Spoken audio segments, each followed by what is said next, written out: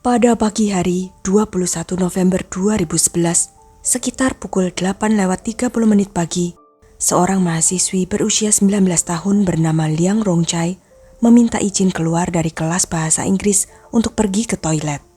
Saat berjalan menuju kamar kecil, ia sempat mengirim pesan bercanda kepada pacarnya, mengatakan ia heran mengapa setiap pelajaran bahasa Inggris selalu ingin ke toilet. Sang pacar membalas dengan candaan bahwa mungkin ia memang tidak suka pelajaran tersebut. Pesan itu menjadi komunikasi terakhir mereka. 2 jam kemudian, polisi di kawasan Danau Songshan, Dongguan, Provinsi Guangdong menerima laporan adanya penyerangan di kampus Dongguan Institute of Technology. Di toilet wanita lantai 4, mereka menemukan jasad seorang mahasiswi yang hampir telanjang tergeletak di lantai. Tim medis telah berusaha menyelamatkannya, namun korban mengalami cedera parah di kepala dan dinyatakan meninggal. Darah menggenang di bilik toilet tempat ia ditemukan. Kampus segera ditutup sementara untuk penyelidikan, dan korban diidentifikasi sebagai Liang Rongchai, mahasiswi tingkat 2. Pemeriksaan forensik menunjukkan Rongchai mengalami banyak patah tulang di wajah dan tengkorak, lalu tewas akibat dicekik. Meski sebagian tubuhnya telanjang, tidak ditemukan tanda kekerasan seksual.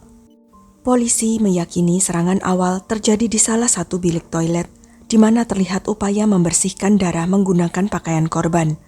Kemudian jasadnya dipindahkan dan dikunci di bilik lain yang lebih jauh dari pintu masuk. Awalnya tubuh Rongchai ditemukan oleh seorang temannya yang curiga karena ia tidak kembali ke kelas dan tidak membalas pesan. Setelah mencari di beberapa lantai, temannya kembali ke lantai 4. Awalnya tidak terlihat kejanggalan, namun saat memeriksa bilik paling ujung yang terkunci, ia mengintip ke bawah pintu dan melihat seseorang tergeletak. Ia segera berlari melapor ke dosen. Penyelidikan pun dimulai. Sempat beredar rumor di kalangan mahasiswa bahwa ini adalah bunuh diri, namun polisi segera menyimpulkan bahwa kasus ini adalah pembunuhan. Para mahasiswa pria yang memiliki luka sekecil apapun diperiksa intensif, karena seorang petugas kebersihan mengaku sempat mendengar suara dari toilet lantai 4. Saat ia bertanya, seorang pria menjawab bahwa semuanya baik-baik saja dan ia hanya sedang merokok. Petugas itu juga sempat melihat seorang mahasiswa pria berbaju polo bergaris keluar dari toilet, namun tidak menaruh curiga.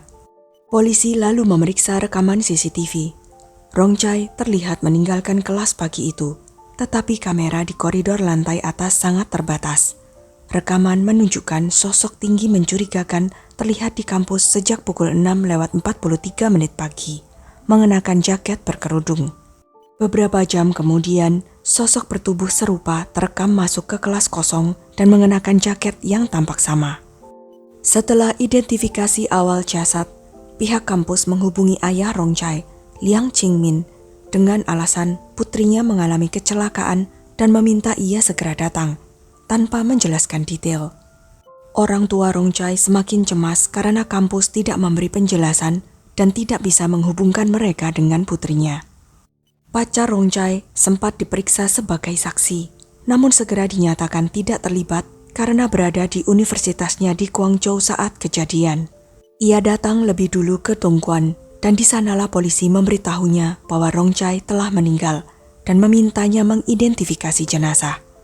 Melihat kondisi wajah Rongchai, ia sadar kekasihnya menjadi korban serangan brutal, lalu segera memberitahu kedua orang tuanya. Sementara itu, polisi mulai mencurigai mahasiswa tingkat 3 bernama Ao Xiang bertubuh tinggi lebih dari 1,8 meter dan dikenal sebagai mahasiswa berprestasi. Ia tidak terlihat sejak pagi hari itu. Ponselnya mati dan ia meninggalkan asrama sekitar pukul 6. Foto Ao Xiang dari data kampus ditunjukkan kepada petugas kebersihan yang langsung mengenalinya sebagai pria yang keluar dari toilet wanita. Pencarian terhadap Ao Xiang pun dimulai. Mahasiswa lain menggambarkannya sebagai sosok pendiam dan tertutup, hampir tidak punya teman dekat. Teman sekamarnya mengaku sering berselisih dengannya karena kebiasaan bangunnya sangat pagi dan tuntutannya agar lampu dimatikan serta suasana hening setiap malam pukul 22:30. Teman-teman sekelasnya menggambarkan Auxiang sebagai pribadi yang belum dewasa, lebih mirip siswa SMP daripada mahasiswa tingkat akhir. Di kelas ia selalu duduk sendirian, diam, dan tidak pernah berpartisipasi dalam diskusi. Beberapa mahasiswa yang cukup mengenalnya mengatakan Auxiang jarang berbicara langsung, lebih sering berkomunikasi lewat media sosial QQ. Suatu hari, ia tiba-tiba mengirim pesan ke grup pertemanan bahwa ia tidak ingin berkomunikasi lagi dan meminta mereka menghapusnya dari daftar teman. Polisi juga menanyakan kepada teman-teman Liang Rongchai apakah mereka mengetahui hubungan apapun antara Rongchai dan Auxiang.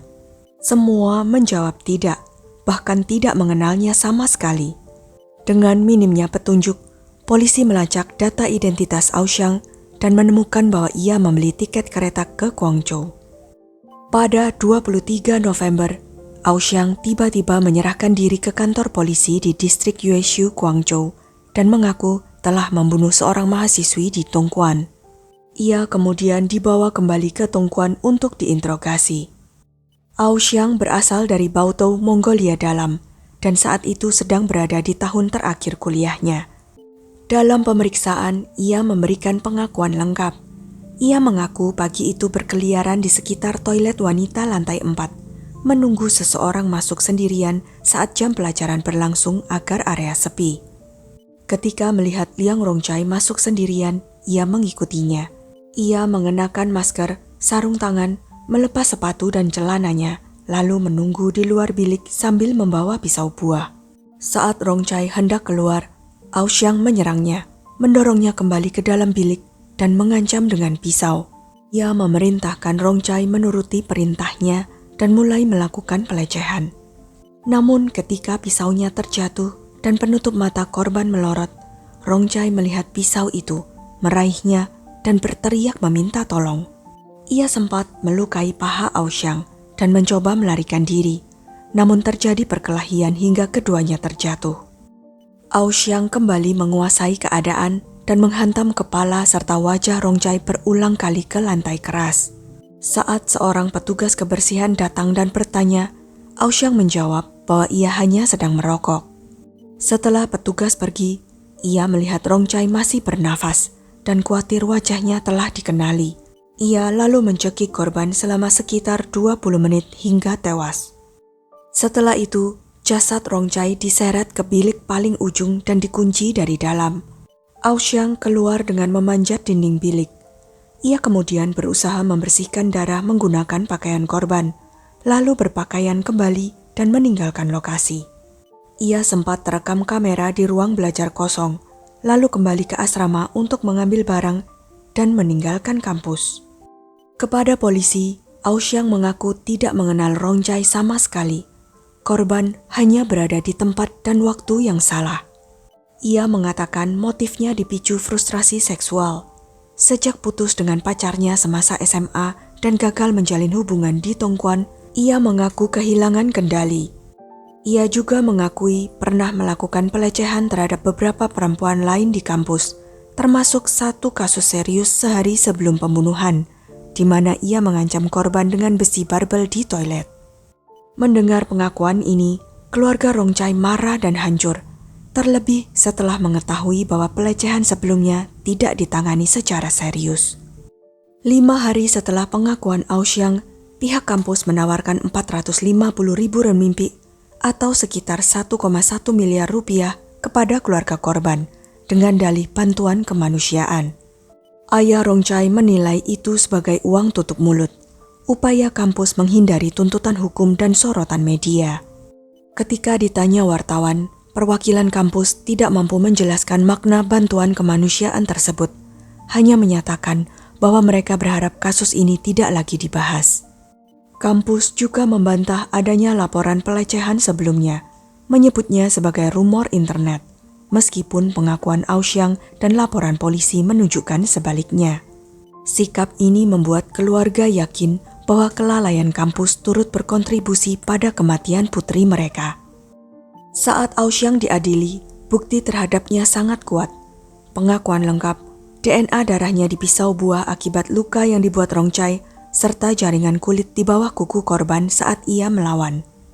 Auxiang didakwa perbuatan cabul dengan kekerasan dan pembunuhan sengaja, dengan ancaman hukuman mati. Menjelang persidangan, keluarga korban resah. Mereka menilai dakwaan perbuatan cabul terlalu ringan dan tidak mencerminkan niat pelaku. Kekhawatiran bertambah ketika pengacara mereka memperingatkan kemungkinan hukuman lebih ringan. Pada 24 Mei 2012, Auxiang diadili dalam sidang tertutup untuk melindungi identitas korban pelecehan lain yang akan bersaksi. Penasihat hukumnya berargumen bahwa pembunuhan tidak direncanakan, sehingga hukuman seharusnya lebih ringan. Di persidangan, kesaksian Auxiang berubah dibanding pengakuan awal. Ia mengklaim kehilangan kendali emosi, dan durasi pencekikan dipersingkat dari 15 hingga 20 menit menjadi sekitar 2 menit, serta detail soal pisaunya diubah. Ia juga mengurangi jumlah korban pelecehan sebelumnya menjadi hanya 5, sesuai jumlah korban yang muncul di pengadilan. Auxiang menyatakan tidak berniat memperkosa Rongchai, hanya berusaha menyentuhnya. Kuasa hukum keluarga Rongchai menyoroti kontradiksi tersebut dan menegaskan adanya unsur perencanaan, antara lain membawa pisau, berbeda dengan serangan sehari sebelumnya. Ia juga mempertanyakan alasan Auxiang melepas celananya, yang dijawab terdakwa agar celananya tidak basah. Di sisi lain, pihak pembela meminta keringanan karena usia muda, penyerahan diri, dan penyesalan. Sidang akhirnya memutuskan untuk menjatuhkan hukuman mati dengan penangguhan 2 tahun serta kewajiban membayar 500.000 renminbi kepada keluarga korban. Auxiang menyatakan putusan itu adil dan tidak mengajukan banding. Namun keluarga Rongchai kecewa dan mengajukan protes, lalu membawa kasus ini ke media untuk meningkatkan perhatian publik. Kasus ini menyebar luas secara online. Muncul spekulasi tentang pengaruh keluarga Auxiang meski tidak pernah ada bukti. Identitas orang tuanya dilindungi, kemungkinan untuk mencegah persekusi dan kekerasan terhadap keluarga pelaku, praktek yang kerap terjadi di Cina. Pada 7 Januari 2013, penangguhan hukuman mati dipertahankan. Artinya, jika berkelakuan baik selama 2 tahun, hukumannya dapat diubah menjadi penjara seumur hidup. Keluarga korban kembali mengajukan banding, namun ditolak. Pada 18 Juli 2016, hukuman Auxiang diubah menjadi penjara seumur hidup, dan 2 tahun kemudian dipangkas menjadi 25 tahun karena dinilai menunjukkan penyesalan dan kemajuan rehabilitasi. Ia berpotensi bebas pada 2043 saat berusia 53 tahun. Keluarga Rongchai akhirnya berhenti berjuang, menerima bahwa keadilan yang mereka harapkan tidak akan tercapai. Total kompensasi dari kampus dan keluarga pelaku melebihi 1 juta renminbi, atau lebih dari 2,4 miliar rupiah. Namun mereka menyatakan akan mengembalikan semuanya jika Auxiang benar-benar dieksekusi atas kematian Liang Rongchai. Sekian kisah kali ini. Jangan lupa untuk klik like, share, subscribe, dan komen ya pendapat kalian. Sampai jumpa lagi di video-video selanjutnya.